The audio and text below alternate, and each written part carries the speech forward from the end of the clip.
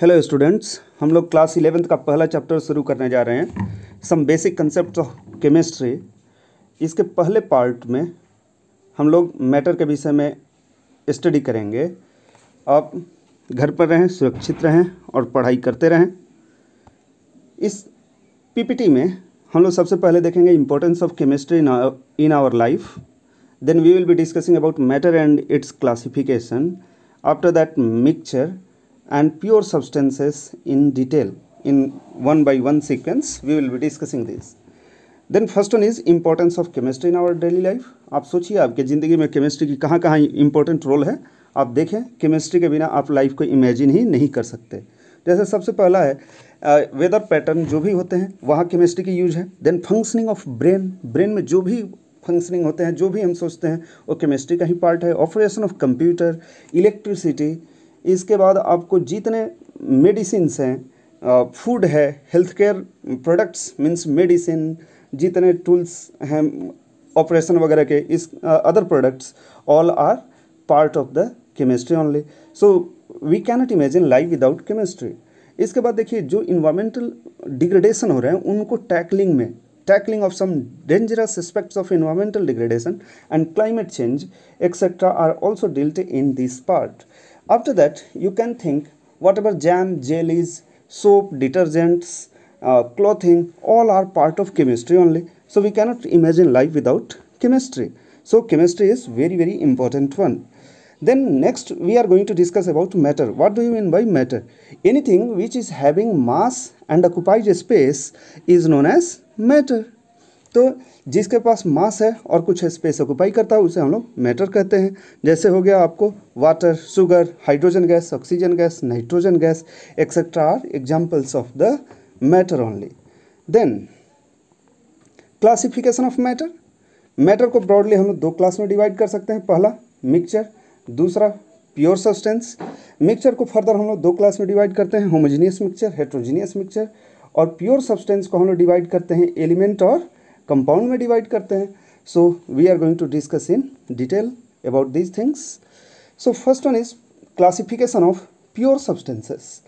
Pure substances को देखें तो हम लोग क्लासीफाई कर सकते हैं किसमें, एलिमेंट और कंपाउंड में। एलिमेंट को फर्दर हम लोग क्लासीफाई कर सकते हैं एटॉमिक, जैसे helium, neon, argon, krypton, xenon, radon, जितने आपके नोबल गैसेस हैं वो एटॉमिक फॉर्म में ही एग्जिस्ट करते हैं। और दूसरा एलिमेंट का फॉर्म है मोलिकुलर, जो कि एक से अधिक एटम के रूप में एग्जिस्ट करते हैं। जैसे ऑक्सीजन हो गया, oxygen O2, nitrogen N2, phosphorus P4, sulphur A8। तो ये सभी एग्जाम्पल हो गए molecular form of elements. Then next one is compounds. Compounds जो हैं दो टाइप में डिवाइड कर सकते हैं हम, मोलिकुलर एंड आयनिक। मोलिकुलर मतलब CO2, H2O, N2O, CO etcetera are molecular form. Ionic NaCl, KCl, K2SO4, CaCl2 etcetera are examples of this ionic form. So next one is we are going to discuss mixture in little bit detail. Next one is heterogeneous mixture. Hetero means different and genius means composition. जब mixture में throughout composition same हमें नहीं दिखता है, मतलब different दिखता है, जब यूनिफॉर्म नहीं रहता है, नॉन यूनिफॉर्म रहता है, उसे हम लोग हेट्रोजीनियस मिक्सचर कहते हैं। जैसे सैंड एंड शुगर का मिक्सचर ले लीजिए, ये क्या हो गया, हेट्रोजीनियस मिक्सचर हो गया। ऑयल और वाटर का मिक्सचर ले लीजिए, दैट इज हेट्रोजीनियस मिक्सचर हो गया। तो इस तरह से हम लोग मिक्सचर को दो क्लास में डिवाइड कर सकते हैं, heterogeneous and homogeneous mixtures. Then next one is pure substances. Pure substances का मतलब ही है कि जब किसी सब्सटेंस में सिर्फ एक ही प्रकार के सब्सटेंस हो, उसमें एक से अधिक प्रकार के सब्सटेंस हो ही नहीं। So you can see here a material containing only one type of particle or substance is called a pure substance. For example H2O, water, sugar, oxygen, मतलब वाटर में सिर्फ वाटर के पार्टिकल हैं, H2O के ही particle हैं, अतः वो क्या हो गया, एक प्योर टाइप का सब्सटेंस हो गया। ऑक्सीजन में सिर्फ O2 टाइप का ही मोलिक्यूल रहते हैं, अतः वो क्या हो गया, एक प्योर सब्सटेंस हो गया। शुगर में सुक्रोज का फॉर्मूला क्या होता है, C12H22O11। तो ये एक प्रकार का केमिकल हो गया, कंपाउंड हो गया, उसमें सिर्फ वही टाइप के पार्टिकल होते हैं। प्योर सब्सटेंस को भी हम दो क्लास में डिवाइड कर सकते हैं, element and compound. Then is element.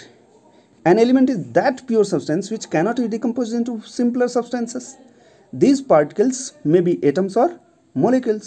तो देखिए एलिमेंट ऐसा प्योर सब्सटेंस है जिसको हम लोग फर्दर सिंपलर सब्सटेंस में डिवाइड ही नहीं कर सकते. जैसे एग्जांपल लीजिए ऑक्सीजन.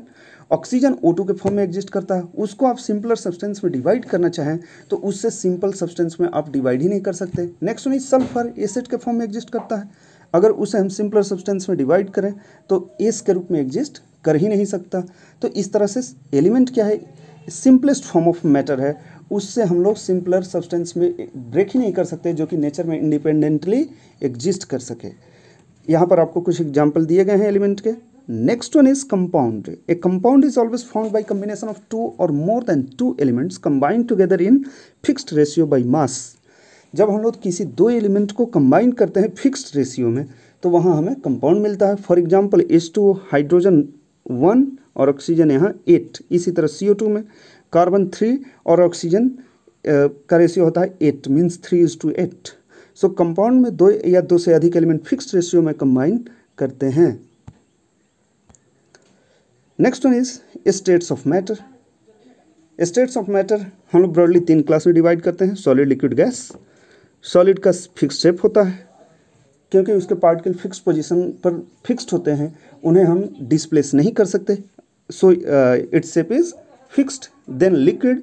लिक्विड के पार्टिकल अपने पोजीशन से मूव कर सकते हैं, अतः उनका फिक्स शेप नहीं होता है, लेकिन इतना दूर मूव नहीं कर सकते कि एक दूसरे से दूर चले जाए, so volume is fixed but shape is not fixed. But in the case of gas, force of attraction is very very weak. Particles can move freely throughout the container so that it cannot attract each other so strongly that they can remain close to each other. Therefore, volume is also not fixed. Next one is solid. A substance is said to be solid if it possesses definite volume and definite shape. अगर किसी substance का definite volume मतलब fixed volume और fixed shape रहे उसे हम लोग solid कहते हैं. जैसे sugar, rock, table, gold, iron etcetera. In solids the constituent particles are held very close to each other in orderly fashion and there is not much freedom of movement. Solid में particle के बीच में force of attraction बहुत strong होता है जिससे वो एक दूसरे को होल्ड किए रहते हैं ऑर्डरली फैशन में और एक दूसरे को अपने से दूर मूव करने को अलाउ नहीं करते हैं. Then next one is liquid. A substance is said to be liquid if it is possessing a definite volume and no definite shape. मतलब जब शेप फिक्स ना हो और वॉल्यूम फिक्स हो उन्हें हम लोग लिक्विड कह सकते हैं. They take the shape of the vessel where it is kept. जिस वेसल में आप रखेंगे लिक्विड उसी का शेप ले लेता है क्योंकि उसका शेप ही फिक्स्ड नहीं होता है. जैसे आप water, milk, petrol, oil, mercury, alcohol ले सकते हैं. यहाँ आपको वाटर और मिल्क का एग्जाम्पल दिया हुआ है. In liquids the particles are close to each other but they can move around. वो अपने पोजीशन से दूसरे जगह मूव कर सकते हैं. फोर्स ऑफ अट्रैक्शन उतना ही लिक्विड्स में होता है जिससे वो पार्टिकल को एक दूसरे के करीब तो रख सकते हैं लेकिन मूवमेंट से वो रोक नहीं सकते हैं. Next one is gas.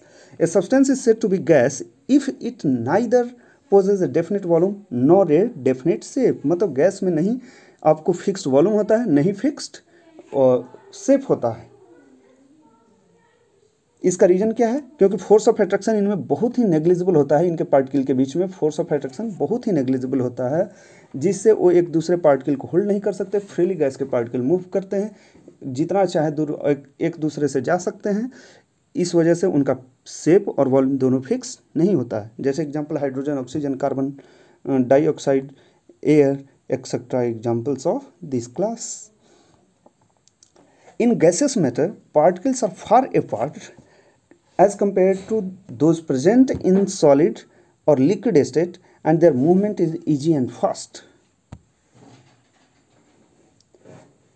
At last, whatever we studied today is importance and scope of the chemistry.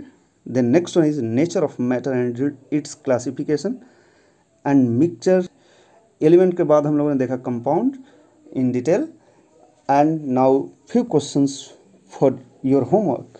You should do it by yourself. What is the meaning of mixture? Then next one is write 5 importance of chemistry in our life. Then write the differences between compounds and mixtures. Draw a flowchart diagram for the classification of the matter. So stay home, stay safe, keep learning.